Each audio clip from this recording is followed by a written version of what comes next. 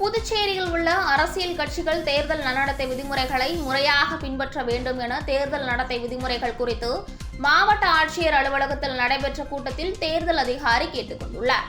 பாராளுமன்ற மக்களவைத் தேர்தல் அறிவிக்கப்பட்டதை தொடர்ந்து புதுச்சேரியில் தேர்தல் நன்னடத்தை விதிகள் அமலுக்கு வந்துள்ளன. இந்த தேர்தல் நன்னடத்தை விதிகள் மற்றும் தேர்தல் செலவினங்கள் தொடர்பாக அங்கீகரிக்கப்பட்ட மற்றும் பதிவு பெற்ற அரசியல் கட்சி பிரதிநிதிகளுடனான விளக்க கூட்டம் மாவட்ட தேர்தல் அதிகாரியும் மாவட்ட ஆட்சியருமான குலோத்துங்கன் தலைமையில் மாவட்ட ஆட்சியரகத்தின் கருத்தரங்க கூட்டம் இன்று நடைபெறுகிறது. இக்கூட்டத்தில் தேர்தல் நன்னடத்தை விதிமுறைகள் அமலில் இருக்கும் வரை வேட்பாளர்கள் மற்றும் அரசியல் கட்சிகள் கடைபிடிக்க வேண்டிய தேர்தல் நன்னடத்தை நெறிமுறைகள் மற்றும் செய்ய வேண்டியவை செய்யக்கூடாதவை குறித்து விளக்கி கூறப்பட்டது.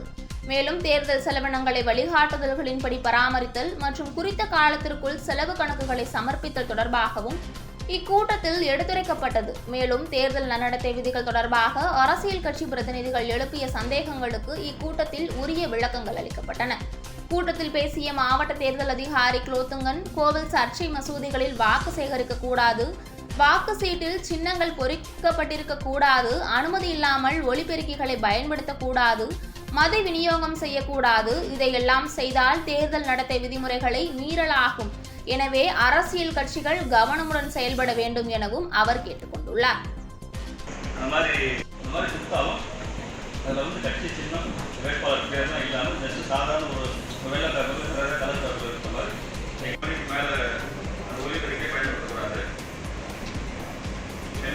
வாங்கிக்கிட்டு தான் செய்யணும். அது மாதிரி மது விநியோகம் அதுவும் செய்யறது, அதாவது தேர்தல் பணிகளுக்காகவோ இல்லை பாதுகாப்பு கொடுத்துருப்பாங்க. அவங்க 100 மீட்டருக்கு உள்ளார போகிறதோ இல்லை அவங்க வாக்குச்சாவடி உள்ளே போகிறதோ அது தவிர்க்கப்படணும். ஏன்னா மக்களுக்கு அச்ச உணர்வு ஏற்படக்கூடாது. அவங்க ஒரு வாக்காளராக போகலாம், அதோடு நம்ம பார்த்துக்கணும். சிசி பார்த்துனது இன்னும் விரிவான விவரங்கள் கொடுத்துருக்க கையெழுத்து இருக்குது. நீங்கள் சொல்லியிருக்காங்க. அதனால் நாங்கள் அதை என்க்ளோஸ் பண்ணிடுவோம். வேணாம் பின்னாடி எண்ணிக்கப்பட்டதுன்னு சொல்லிட்டு அதை போய் கேட்டு உட்கார வச்சு பர்மிஷன் கொடுக்காம திரும்பி வந்துட்டாங்க.